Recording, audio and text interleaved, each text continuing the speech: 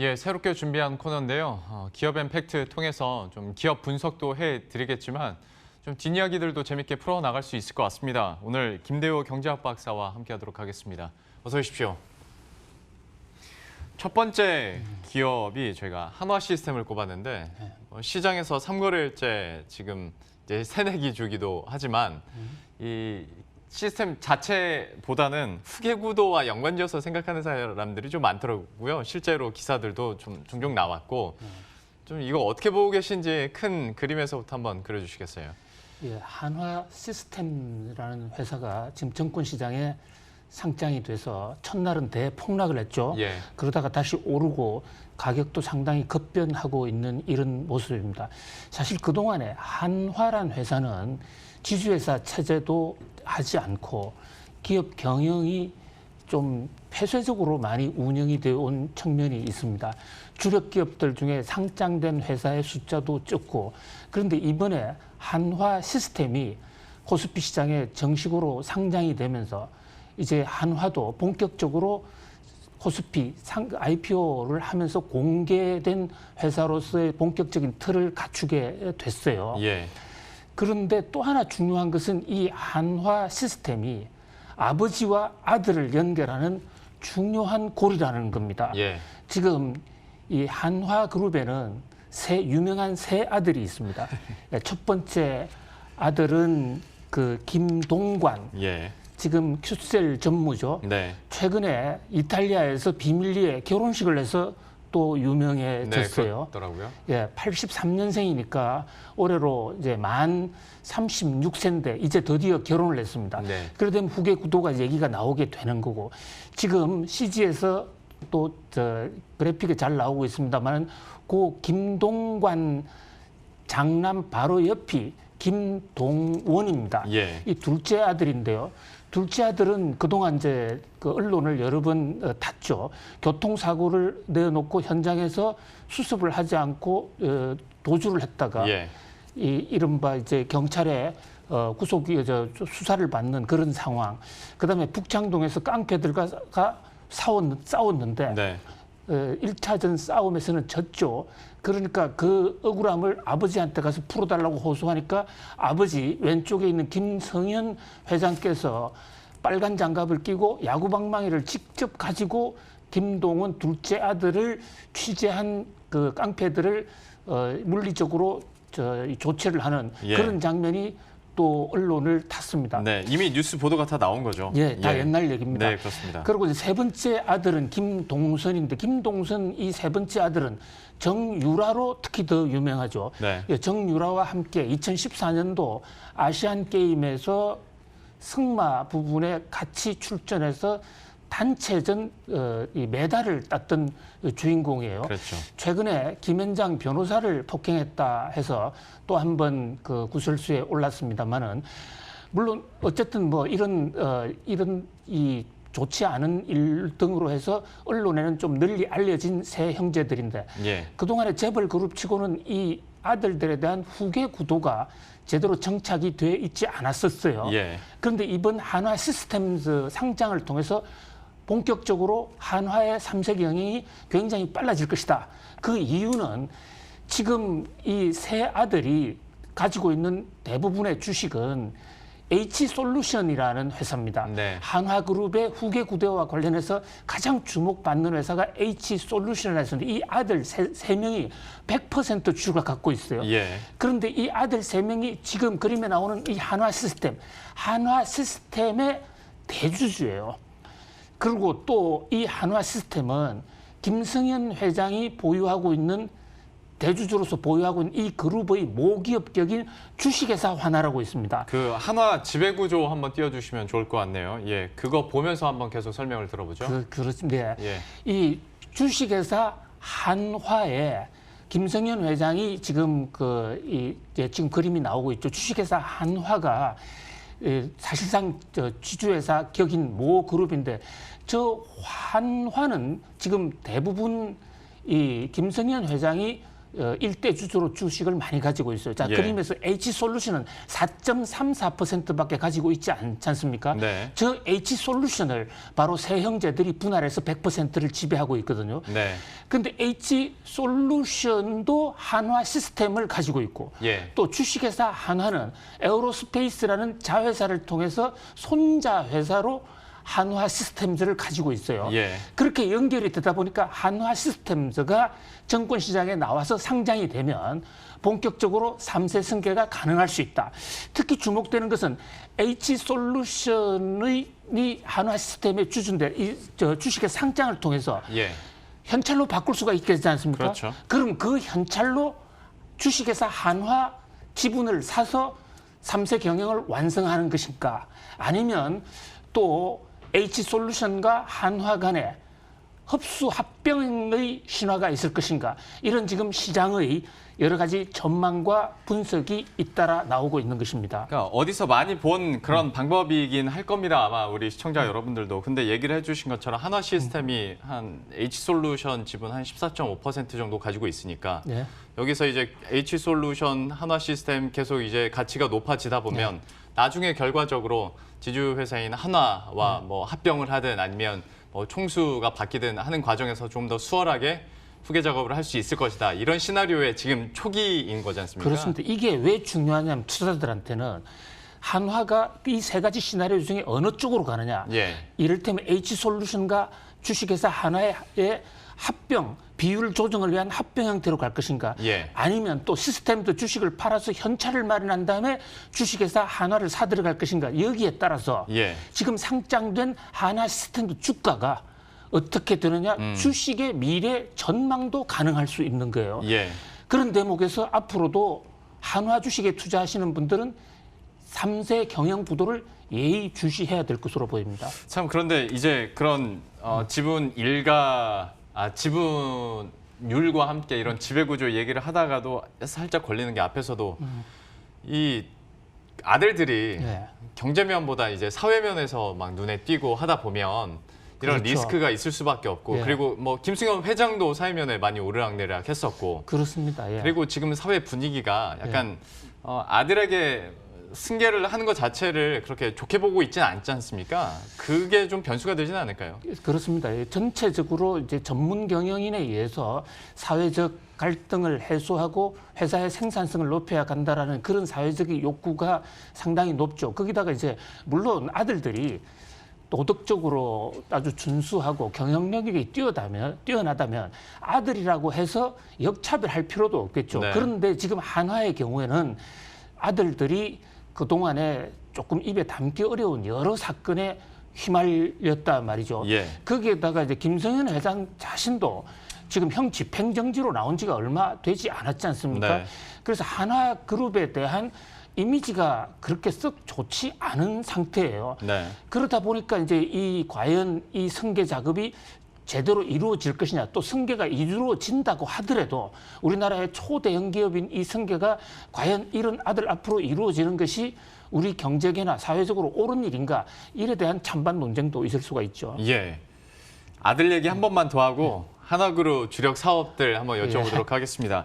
그나마 깨끗한 쪽이 김동관 전무 아니겠습니까? 하다 보니 이제 뭐 후계자로 많이 지명을 됐다가 한화큐셀이 또 하고 있는 것이 태양광 산업과 또 방산 쪽이니까 또 하나와 일맥상통하는 사업들을 또 무게감 있게 하고 있는데 한화큐셀이 작년에 약간 주춤하다 보니까 시기가 미뤄지는 느낌도 있고 김동관 전무의 그러면 후계 구도에 대해서 뭐 아들이라고 역차별할 필요는 없다고도 얘기를 해주셨으니까 좀 어떻게 평가하십니까? 뭐 현재 지금 세 아들 중에서는 일단 구설수에 오른 적이 없다라는 그런 측면에서 뭐 그나마 상대적으로 사회적 평가가 좀 양호한 편이고요.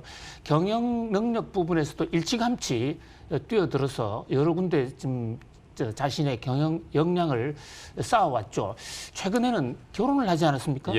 이제 이게 비밀 결혼식 뒤늦게 알려져서 세간의 화제를 많이 끌고 있는데 불과 한 달 전이에요. 10월 초라고 하더라고요. 한 달 전에 이탈리아에서 왜 하필 이탈리아냐 뭐 이런 의문도 나오고 있습니다만 이탈리아에서 결혼을 했는데 그 신부가 그 신부가 탤런트 중에 운동선수 탤런트 조기선이라는 분을 혹시 아세요? 저는 거기까지는 조사를 못 출신의 해봤습니다. 그분의 처제예요. 아하. 그분의 처제인데 이제 그러니까 조기선 씨 탤런트 조기선 씨의 부인이 예. 바로 이 김동관 씨의 중학교 동창생이에요. 예. 같은 반에 있었다는 얘기까지 나오고 있는데 이 김동관 씨가 나온 학교가 예. 서울 강남 한복판에 압구정동에 있는 구정중학교 출신이에요. 예. 구정중학교를 졸업하고 바로 미국의 그 부자들만 다닌다는 세인트폴 고등학교를 넘어가서 예. 거기서 하버드로 이렇게 넘어가는데 어쨌든 중학교 동창과의 인연이 돼서 이제 부인을 맞이하게 됐어요. 예. 그동안에 하나그룹은 그 천대를 올라가 보면 정경유착, 이른바 권력자의 실세들 또는 재계 총수들 이런 분들하고 엄청나게 결혼을 많이 했었는데 이 그런 면에서 보면 김동관 하나큐셀 전무는 그런 거하고는 직접적인 관련이 없는 어쨌든 뭐 연애 결혼을 했다. 예. 결혼한 그 부인이 한화그룹에 입사를 했다고 그래요. 예. 입사를 했는데 이제 거기서 김동관 씨하고 만나서 이렇게 결혼까지 아하. 이르게 된 거예요. 예. 어쨌든 지금까지는 비교적 평이 좋고 또 지분 면에서도 그 이제 중심이 되는 이 H솔루션의 지분 100% 중에 김동관 씨가 50%를 갖고 있습니다. 예. 그러니까 동생들에 비해서 훨씬 더 유리한 고지에 지금 와 있는 것이죠. 예. 그래서 뭐 상대적으로 좋은데다가 그 아버지나 어머니 그리고 김성현 부부 입장에서는 김동관 씨한테 주력 사업을 넘기려는 그런 의지가 상당히 강한 것으로 알고 있습니다. 예. 뒷조사 확실히 하셨군요. 예. 어떻게 하다 보니까 김전무의 러브 스토리까지 잠깐 들을 수가 있었는데 그러면 지금 무게감이 김동관 전무 쪽으로 가 있으니까 하나그룹의 주력 사업이 어떤 건지 그리고 어느 부분에서 공통분모 찾으면서 자연스럽게 후계 구도로 이어질 수 있을지 한번 살펴보도록 할 텐데 지금 하나그룹 측에서는 아무래도 태양광 얘기는 참 많이 하게 되거든요. 좀 어떻게 평가하고 계십니까? 그렇습니다. 근데 후계 구도와 관련해서는 결국은 주식 지분을 장악을 해야 되는데 예. 주식 지분 면에서는 결국 지배 구조의 최상위에 있는 회사 지분 장악이 제일 중요합니다. 네. 그런 면에서 지금 그림표에 나와 있는 지금 주식회사 한화. 예. 이 한화의 지분 장악이 제일 중요하죠. 현재 지금 한화는 김성현 회장이 30% 정도를 갖고 있고 H솔루션이 한 4%. 네. 또 이 김동관, 김동은, 김동선 형제들이 2% 이내 이렇게 가지고 있어요. 결국은 주식회사 한화 지분을 장악을 해야만 네. 하나그룹을 승계할 수가 있습니다. 물론 태양광은 굉장히 중요한 사업이에요. 한화의 앞으로 미래 사업이고 지금 특히 문재인 정부 들어서 집중적으로 육성하는 부분이니까 이 부분에서 생산성은 높지만은 예. 결국은 경영권 승계를 위해서는 주식회사 한화에 얼마나 다가가느냐. 한화 태양광 이 큐셀을 통해서 이제 경영 능력을 인정을 받는 것이고요. 예. 결국은 지분은 H 솔루션을 통해서 주식회사 한화로 다가가야 됩니다. 여기서 주목할 회사 중에 하나가 한화 종합화학이라는 회사가 있어요. 예. H 솔루션이 지분을 무려 39.16%를 보유하고 있습니다. 자, 저 한화 종합화학이 뭐 빠르면 2, 3년 내로 상장이 될 겁니다. 예. 저 상장은 지금 한화 시스템 상장보다도 훨씬 더 큰 김동관 형제들한테의 이 경영권 승계를 위한 실탄이 될 수 있을 거예요. 예. 우선 한화 종합화학의 소유 지분이 많고 또 저쪽도 IPO 과정에서 상당한 현찰 가능성이 있거든요. 그런 면에서 한화 종합화학이 앞으로 어떻게 돼 가느냐. 거기서 또 상장 과정에서 어느 정도 현찰 동원 능력을 가지느냐. 이런 것들이 김동관 하나큐셀 전무의 운명을 좌우할 것이다. 이렇게 봅니다. 혹시 이건 어떻게 생각하십니까? 하나종합화학에 대한 상장 얘기를 짚어주셨으니까 네. 지금 새 아들들이 그래도 한화까지 가려면 몇 단계가 있어야 되는데 지금 한화 시스템이 시작된 거고 그렇습니다. 종합화학 얘기를 해주셨는데 좀 단계가 여러 개가 되다 보니까 중간에 한번 병합을 할 수도 있다라는 시나리오가 있거든요. 그렇습니다. 그게 바로 지금 재벌들 후계 승계하면 바로 합병이고 예. 합병할 때 어떤 비율로 하느냐. 우리 삼성 이재용 부회장 하면 제일 모직과 삼성물산의 그 황금 분할 비율, 예. 그 비율을 어떻게 조작하느냐에 따라서 몇십 퍼센트 아니면 또 뭐 몇백 퍼센트 이렇게 왔다 갔다 하고 몇 조 단위가 왔다 갔다 하지 않습니까? 사실 주식회사 한화도 H솔루션과의 합병이 그동안의 정권시장에서 가장 강력한 설로 사실 나오고 있었습니다. 네. 사실 지금 상장돼 있는 이번에 사흘 전에 상장한 한화 시스템즈가 원래 뿌리가 한화 CNS. 예. 그 원래 이 김성현 회장이 자식들 지분을 바로 그 한화 시스템즈의 모 회사인 한화 CNS에 줬더랬습니다. 그런데 공정거래위원회로부터 일감 몰아주기 집중 타격을 받고 거기서 살짝 비껴가 있었던 거예요. 예. 비껴가 있었는데 앞으로 여러 차례의 합병 이 통합의 시도가 있을 것입니다. 네. 그러나 이것은 이 자리에서 단정적으로 얘기하기는 굉장히 어려워요.